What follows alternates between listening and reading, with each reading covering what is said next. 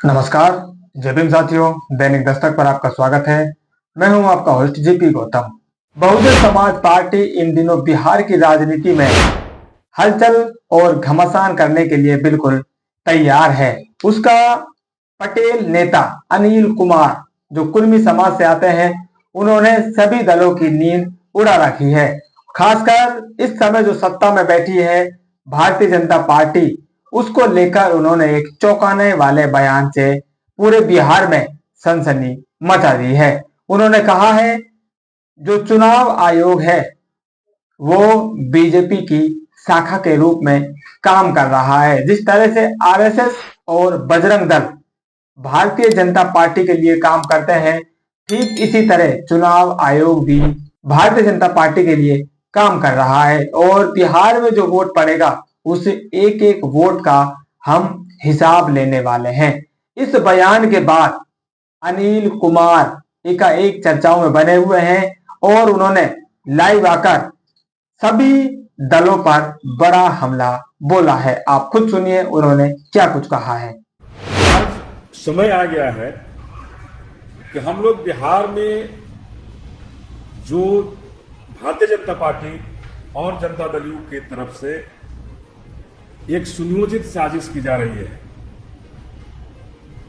हमारे जो ऊपर हमारे बाबा साहब जो बैठे हैं, जिन्होंने इतना सुंदर संविधान लिख करके हम सबों को इस भारत में जहां छुआछूत की बीमारी थी, जिस भारत में हमें पढ़ने से रोका गया, जिस भारत में हमें मंदिरों में जाने से रोका गया, उस भारत में हमें समानता का अधिकार हमारे इस बाबा साहब ने हमें दिया। आज भारतीय जनता पार्टी के लोग और बिहार में जनता दल यू की सरकार दोनों ही मिलकर उस समानता के अधिकार को छीनना चाहती है। मेरे साथियों, मेरे अभिभावकों, मेरे भाइयों, हम स्पष्ट रूप से कहना चाहते हैं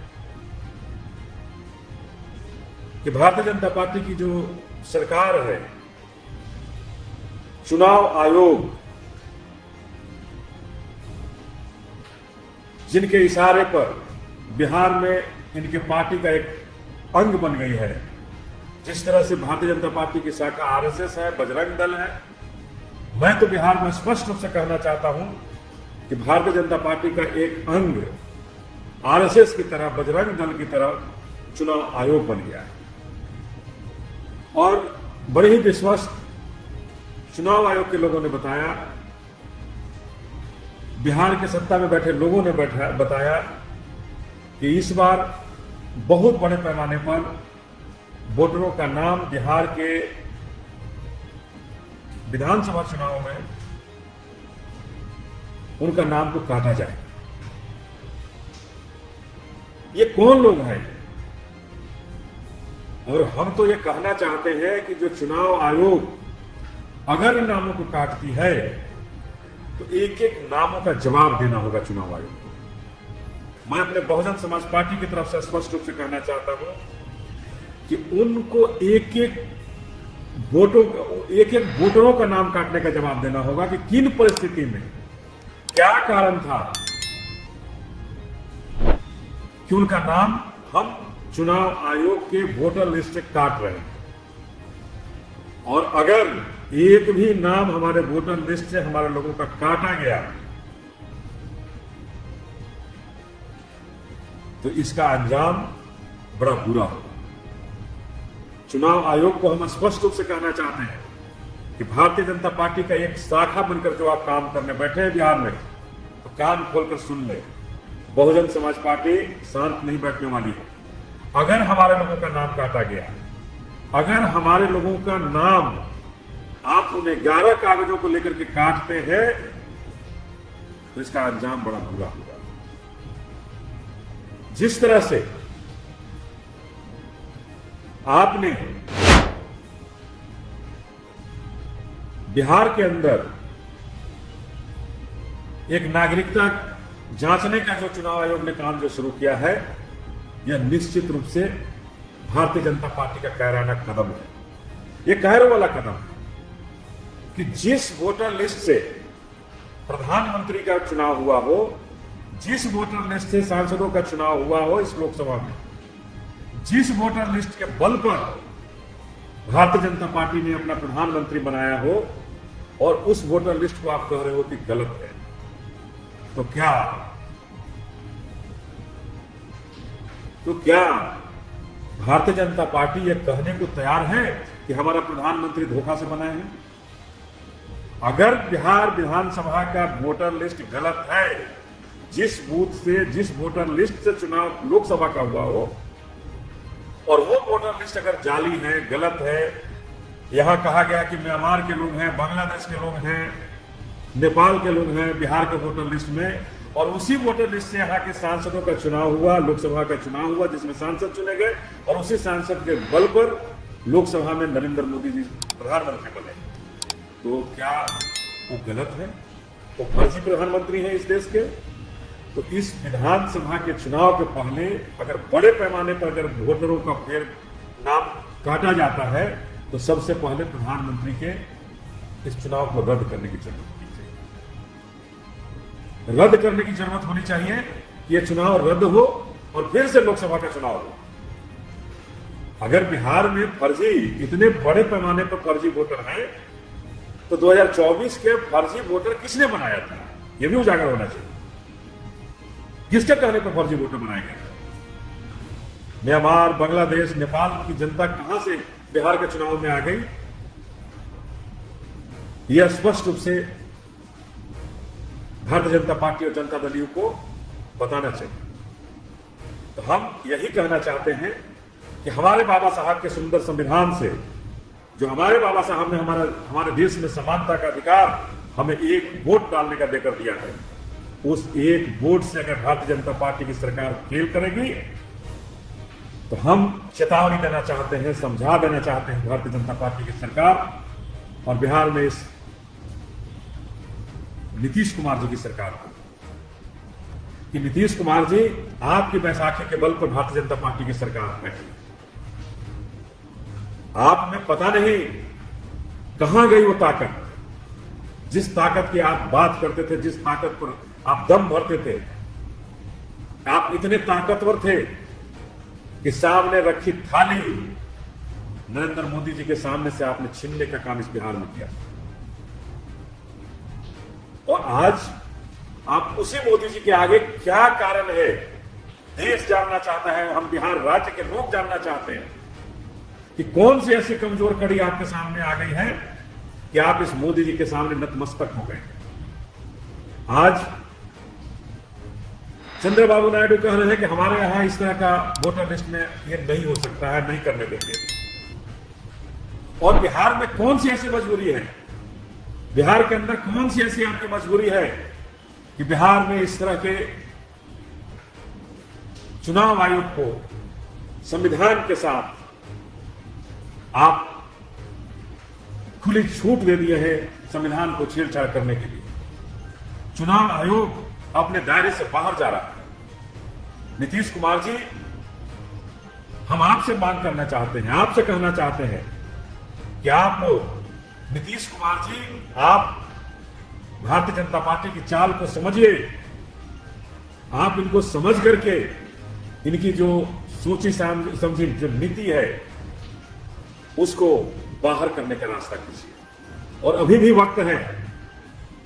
जो चुनाव आयोग, जो भारतीय जनता पार्टी का एजेंट, भारतीय जनता पार्टी की शाखा बन करके बिहार के अंदर चुनाव में धांधली करने का सोच रखता हो, बूथ लिस्ट में गड़बड़ी करने का सोच रखता हो, उसे नीतीश कुमार जी अभी भी आप रोकिए। और जो हमारा जो वोटर लिस्ट पहले से है, उस वोटर लिस्ट में अगर बड़े पैमाने पर हमारे लोगों का नाम काटने का प्रयास भारतीय जनता पार्टी का एजेंट चुनाव आयोग अगर करना चाहता है, करता है, तो आप उसको रोकने का काम कीजिए और बाबा साहब के सुंदर संविधान को बचा लीजिए, जो बिहार के हित में है, भारत के हित में है। तो हम आपसे गुजारिश करना चाहते हैं, आपसे कहना चाहते हैं नीतीश जी, कि आप समय रहते बिहार को बचा लीजिए, नहीं तो बहुजन समाज पार्टी निश्चित रूप से एक बहुत बड़े आंदोलन करके भारतीय जनता पार्टी के चरित्र को, भारतीय जनता पार्टी के बिहार में जो करना जो चाह रही है, किसी भी हालात में से सत्ता पर कब्जा करना चाहती है, उस कब्जा को बहुजन समाज पार्टी कभी नहीं होने देगी। बिहार के अंदर से लोकतंत्र कभी खत्म नहीं होने देगी। वाहन जी के नेतृत्व में जिस बिहार से लोकतंत्र की आवाज गूंजी थी, लोकतंत्र गूंजी थी, उस बिहार में अगर हमारे लोकतंत्र की हत्या हो रही हो भारतीय जनता पार्टी के द्वारा, चुनाव आयोग के द्वारा, तो नीतीश कुमार जी आपको संज्ञान लेने की जरूरत है। और आपके पास तो इतनी ताकत है कि अगर आप अपना समर्थन वापस लेने की बात कर दें, उतने में भारतीय जनता पार्टी का हर कुछ उतर जाएगा। तो बस हम आपसे यही कहना चाहते हैं कि आप इस बात को संज्ञान में लीजिए और हमारे शोषित दलित वंचितों का नाम जो बहुजन समाज पार्टी जो काटना चाहती है, जो भारतीय जनता पार्टी हमारे नामों को जो काटना चाह रही है, भारतीय जनता पार्टी जो हमारे लोगों का जो नाम काट करके बिहार में सत्ता पर कब्जा करना चाहती है, तो वैसे लोगों को रोक लिया और बिहार में लोकतंत्र की हत्या को रोक ले। हम जानते हैं कि आपकी स्थिति, आपकी मानसिक हालात, आपके शारीरिक हालात निश्चित रूप से स्वस्थ नहीं है आप, लेकिन आपके पीछे